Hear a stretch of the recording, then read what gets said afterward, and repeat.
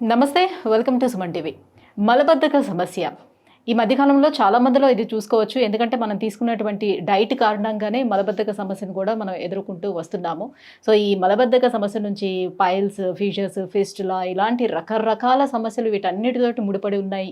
వీటితో కూడా చాలామంది సఫర్ అవుతున్న వాళ్ళని చూస్తూ ఉన్నాము. సో ఈ కాన్స్టిపేషన్ ప్రాబ్లం నుంచి బయటపడేందుకు ఆయుర్వేదంలోని ఎలాంటి ట్రీట్మెంట్ అందుబాటులో ఉంది అండ్ టిప్స్ గురించి తెలియజేసేందుకు మనతో పాటు ఉన్నారు ప్రముఖ ఆయుర్వేద నిపుణులు డాక్టర్ బాలకిషన్ గారు. సార్ నమస్తే. నమస్కారం సార్. సో మలబద్ధకం అని అనగానే మనం తీసుకున్నటువంటి ఆహారం మీద డిపెండ్ అయి ఉంటుంది అని చాలామంది చెప్తుంటారు. కానీ కొంతమందికి ఇంకా రకరకాల అనారోగ్య సమస్యల కారణంగా కూడా ఎదుర్కొంటూ వస్తున్నారు కాబట్టి so first of all reasons sir, మలబద్ధక సమస్యలకి రీజన్స్ ఏంటి? సో చిన్న పిల్లలు, పుట్టిన పిల్లల్లో కూడా చూస్తూ ఉంటాం ఇలాంటివి, గర్భిణీ స్త్రీల్లోనే చూస్తూ ఉంటాం. సో వివిధ రకాల స్టేజెస్లోని ఏ రకంగా ఈ మలబద్ధక సమస్య అనేది వస్తూ ఉంటుంది? ఫస్ట్ రీజన్స్ ఎందుకు అంటే ప్రధాన cause what is the cause, reason ఏంటి అనేది తెలుసుకుంటేనే మనం ఏం చేయాలనేది ముందుకెళ్ళవచ్చు. ఇక రీజన్ చూస్తే ఈ రోజుల్లో ఉన్న ఆహారపు అలవాట్లే, మీరు ఎంట్రీలో కూడా చెప్పారు, ఆహారపు అలవాట్లే అని చెప్పాలి. గర్భిణీ స్త్రీలు ఇంతకుముందు అలా లేదు, ఏదో పెట్టేవాళ్ళు తినేవాళ్ళు. సో అదే ఆరోగ్యం అసలు వాస్తవానికి. కానీ ఇప్పుడు అలా కాదు, కొత్త కొత్త వెర్షన్స్ వచ్చాయి. KFC నుంచి ఆర్డర్ పెట్టుకొని తినాలని కోరిక, లేకపోతే ఇంకెక్కడి నుంచో జొమాటో నుంచి ఆర్డర్ పెట్టి తినాలి అని, వారంలో ఒక రోజు అనే తినాలి అలాంటి ఫుడ్ అనే కోరికలు అనమాట. అవన్నీ కూడా శరీరంలో అవలక్షణాలు పెంచుతున్నాయి. అంటే పాప జన్మించక ముందే అవలక్షణాలన్నీ వాడికి చేరిపోతున్నాయి తల్లి నుంచి. ఎస్. సో మీరు అందాకే అన్నారు, పుట్టిన చిన్న పిల్లలకు కూడా మలబద్ధక సమస్య ఏర్పడుతుంది. దిస్ ఇస్ ద కాజ్ అనమాట. వాళ్ళకి ఎందుకు ఏర్పడుతుంది అంటే తల్లి ప్రధాన కారణం. ఆహారం అంతా తల్లి నుంచే వెళ్తుంది కనుక మరి తల్లే కారణం అని చెప్పాలి. ప్రెగ్నెన్సీ అనే స్టేజ్లో అందరు ఇప్పుడు ఈ రోజుల్లో ఎవరైనా తక్కువ లేరు కాబట్టి వెళ్తున్నాం, ఊరికే వెళ్ళకూడదు అని స్వీట్స్ తీసుకెళ్ళడం, అని ఇంకేదో తీసుకెళ్ళడం పూర్తిగా విషాన్ని నింపేస్తున్నారు శరీరంలో. ఈ నూడిల్స్, డ్రై ఫ్రూట్స్, అప్పటికప్పుడు ఫాస్ట్ ఫుడ్ సెంటర్లో అప్పటికప్పుడు నిలబడి chicken fried rice, noodle fried rice ఇలాంటివి తెచ్చిపెట్టడం, లేదా ఆన్లైన్లో చికెన్ బిర్యానీ లేదా ఇంకేదో ఇలాంటివన్నీ తినడం. అంటే ప్యాకేజ్ ఫుడ్ తినడానికి బాగా అలవాటు పడిపోయాం. ఏమైందో వారంలో ఒక రోజన్నా తినకపోతే ఎలా అనే క్వశ్చన్ మార్క్ ఎదురవుతుంది అక్కడ గర్భిణీ స్త్రీలకి. వాళ్ళకి ఆలోచన లేకున్నా పక్కన వాళ్ళ హస్బెండ్ అవ్వచ్చు, అత్తయ్య అవ్వచ్చు, అమ్మ వాళ్ళు అవ్వచ్చు, అత్త వాళ్ళ ఇంట్లో ఏం తింటుండ్రు, లేదా నా బిడ్డ ఇప్పుడు వచ్చిందని చెప్పేసి ఉన్న 15 రోజులు ఇష్టం వచ్చినంత ఫుడ్ పెట్టేస్తున్నారు వాళ్ళు. అలా పెట్టేసి యాంగ్జైటీ ఎక్కువైపోయి బీపీ ఎదుర్కొంటున్నారు. At the same time pregnancy టైంలో థైరాయిడ్ ఎఫెక్ట్ వస్తుంది వాళ్ళకి. ఇవన్నీ అన్నమాట. ప్లాన్డ్ ఫుడ్ లేదు కాబట్టి, ప్రణాళికాబద్ధంగా భోజనం చేయట్లేదు కాబట్టి రకరకాల హార్మోన్స్ ఇంబ్యాలెన్స్ అవుతున్నాయి కాబట్టి రకరకాల జబ్బులు వస్తున్నాయి. అందుకే at the time of pregnancy టైంలో షుగరు వస్తుంది, థైరాయిడ్ వస్తుంది, ఇవన్నీ వస్తుంది. పూర్వకాలంలో ఎక్కడో కొందరికి వస్తే బాలంత రోగం అనేది వచ్చాయి, అంటే ఫిట్స్. అలాంటిది ఇప్పుడు ఏ జబ్బు వస్తుందో చెప్పలేని పరిస్థితుల్లో ఉంది పరిస్థితి. రక్తలేమి సమస్య ఇవి ఉండేది అంతకు ఉంటే, ఇప్పుడు అలా లేదు. రక్తలేమి సమస్యను అధిగమించేసి ఓవర్ వెయిట్, బీపీ పెరిగిపోవడం, థైరాయిడ్ రావడం, షుగర్ రావడం ఇవి సంభవిస్తున్నాయి. కారణం ఏంటంటే మితిమీరిన స్వీట్స్ తినడం, మితిమీరిన కొవ్వు పదార్థాలు తినడం, మితిమీరిన ఆహారం తీసుకోవడం. ఎస్, దానివల్ల మలబద్ధక సమస్య వస్తుంది. వీళ్ళకి వస్తుంది, తద్వారా ఫీటస్కి, గర్భంలో ఉన్నటువంటి శిశువుకి వస్తుంది, దాంతో పుట్టుకతో వస్తుంది. సో ఇక అది వదిలేస్తే మిగతా వాళ్ళకి ఎలా వస్తుంది? స్కూల్ గోయింగ్ పిల్లల్ని తీసుకుంటే వాళ్ళు కావాలన్నా ఆపేసుకుని అట్లా ప్రాబ్లం ఫేస్ చేస్తారు. అది కూడా ఒక కారణం అవుతుంది. ఏంటంటే స్కూల్కి వెళ్ళగానే ఇంట్లో ప్రొద్దునే వెళ్ళిపోతారు పాపం. 8 o'clock స్కూల్ అంటే ఇంట్లో 7కి బయలుదేరుతారు. ఆ టైంలో మోషన్స్ వెళ్ళలేరు వాళ్ళు. స్కూల్కి వెళ్ళినాక 5 నిమిషాలకే అడుగుతాడు. ఒక్కొక్కటి క్లాస్ స్టార్ట్ అవుతుంది, టీచర్ వస్తుంది, మేడం నిండా వచ్చాక వెంటనే అడుగుతున్నావు వేదా, రోజు నువ్వు అడుగుతున్నావు అని చెప్పేసాడు. వాడికి రోజు ఇట్లా అంటుంది మేడం అని అడగడం అనమాట. బలవంతంగా ఆపేసుకుంటారు. అలా ఆపడం వల్ల కూడా అదొక అలవాటు, హ్యాబిట్ కింద మారిపోతుంది. గంట సేపు ఆపుకొని ఆ తర్వాత వెళ్తారు వాళ్ళు. అలా అనమాట. అలా దానివల్ల టైం మెల్లమెల్లిగా మారిపోయి ఏ మధ్యాహ్నమో సాయంత్రమో వెళ్తారు, లేదా రాత్రి పడుకునే ముందు వెళ్తారు. ఇదంతా కూడా ప్రధాన కారణం. తర్వాత ఆహారం కూడా మనకి పనిచేసే వెలుసుబాటు లేక, ఉదయం మనం తొందరగా పిల్లలకి సరైన ఫుడ్ ఇవ్వలేక బాక్స్లో వేసిస్తే వాడు ఏం తింటాడో తెలియదు. వెళ్ళాక టిఫిన్ తిన బాబు అని లేచి వాడు తినడు.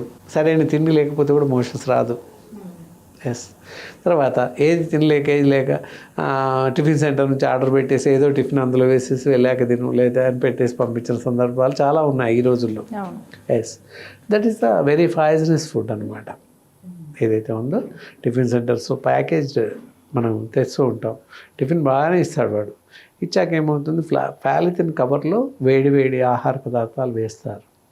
అలా కాకుండా ఇప్పుడు సపోజ్ ఏ పూరి వడ ఉంటుంది, ఉప్మా ఉంటుంది, దానిలో అన్ని రకాల మసాలాలు ఉప్పు కారం అన్నీ ఉంటాయి. వాటి వల్ల ప్లాస్టిక్కి రసాయన క్రియ చెంది రకరకాల జబ్బులు రావడానికి అవకాశం ఉంది. అందులో ఇంటెస్టైనల్ ప్యాలిప్స్ అంటే జీర్ణాశయ రోగాలు, ఆకలి తగ్గిపోవడం, నట్టలు పెరిగిపోవడం, మలబద్ధక సమస్యలు ఎదురవడం ఇవన్నీ స్టార్ట్ అవుతాయి అన్నమాట. ఎస్, కొన్ని సందర్భాల్లో క్యాన్సర్స్ కూడా వచ్చే అవకాశం ఉంది. సో ఈ మలబద్ధక సమస్యని చాలా నెగ్లెక్ట్ చేస్తే, లైట్గా తీసుకొని నెగ్లెక్ట్ చేసి కొన్ని నెలల పాటు అలానే వదిలేస్తే దేనికి దారితీస్తుంది? ఇందాక చెప్పుకున్నట్టు ఫిషరీస్ రావచ్చు, ఫైల్స్ రావచ్చు, ఫిస్టులు రావచ్చు. అది కాకుండా జీర్ణాశయ క్యాన్సర్స్ రావచ్చు. ఇంటెస్టైనల్ ప్యాలిప్స్ అంటే అది. ఆ విధంగా జీర్ణాశయ క్యాన్సర్స్ కూడా రావచ్చు. సో ఈ మధ్య ఏం చేస్తున్నాం, చాలామంది నూడిల్స్ తినడం, మ్యాగీ తినడం బాగా అలవాటు పడిపోయాం. మైదా అనే పదార్థాన్ని తినకూడదు మనుషులు, మన సౌత్ ఇండియన్స్ తినకూడదు. సో ఏం చేస్తున్నాం, పిల్లలకి నెల రేషన్ తెచ్చుకునేటప్పుడే ఒక 5-6 మ్యాగీ ప్యాకెట్లు వచ్చి తెచ్చుకుంటున్నాం. ఒకసారి చేసి పిల్లలే తయారు చేసుకొని తినేస్తున్నారు ఈ మధ్య కాలంలో. సో దానివల్ల అన్కంట్రోల్డ్ కండిషన్స్ అనమాట. శరీరంలో అత్యధిక ఎక్కువగా మోషన్స్ వెళ్ళడం, దానివల్ల పేగుకు పొండిపడి అల్సర్స్ రావడం, అల్సర్స్ చిన్నపిల్లలకి అజీర్తి, ఇండైజెషన్ ప్రాబ్లమ్స్ రావడం, లేదా మలబద్ధక సమస్యలు ఏర్పడడం సంభవిస్తున్నాయి. సో బ్రెడ్ లాంటిది తీసుకున్నా కూడా ప్రాబ్లం అవుతుందా సార్? అంటే బ్రెడ్ ఎప్పుడైనా పాలలో కానీ వాటిలో ఎప్పుడైనా తీసుకోవచ్చు. ఎవ్రీడే ఏదైనా ఎవ్రీడే తీసుకోకూడదు, బాగా గుర్తుపెట్టుకోవాలి. షడ్రూపేతమైనటువంటి ఆహారం తీసుకోవాలి. తీపి, ఒగరు, పులుపు, కారం, చేదు ఇలా 6 రకాల రుచులు కలిగిన ఆహారం తీసుకున్నట్లయితే మనిషికి ఎలాంటి జబ్బులు రావని చెప్పచ్చు. ఇంకా ఆహారం ఎలా తీసుకోవాలి, ఘన పదార్థం కాస్త తీసుకోవాలి, ఆ తర్వాత సెమీ లిక్విడ్ కర్రీతో తీసుకోవాలి, ఆ తర్వాత రసంతో, తర్వాత మజ్జిగతో, ఆ తర్వాత కొన్ని నీళ్ళు తాగాలి, ఆ తర్వాత గాలి ఆడేలాగా ఖాళీ ఉండాలి కడుపు. తిన్నాక ఒకవేళ మళ్ళీ ఇంత తినాలి అంటే ప్లేస్ ఉండాలి తప్పకుండా. ఎస్, మనకి ఇప్పుడు టానిక్ బాటిల్ అని చూసి ఇంత ఖాళీ ఉంచుతారు, ఎందుకంటే ఖాళీ ఉంటేనే బాటిల్ వదిలితే పగిలిపోద్ది, బ్రస్ట్ అవుద్ది. సో అలాగే మనిషి ఆరోగ్యం కూడా అలాగే, నిండుగా తినకూడదు, ఎప్పుడు కూడా కొంత ఖాళీ ఉంచాలి, గాలి ఆడే తినాలనిపిస్తుంది అన్నప్పుడు ఆపేయాలి. కొంత ఇంకా తినగలుగుతాం ఇంత అయినా పర్లేదు అనే స్టేజ్లో ఆపేసేయాలి తప్పకుండా.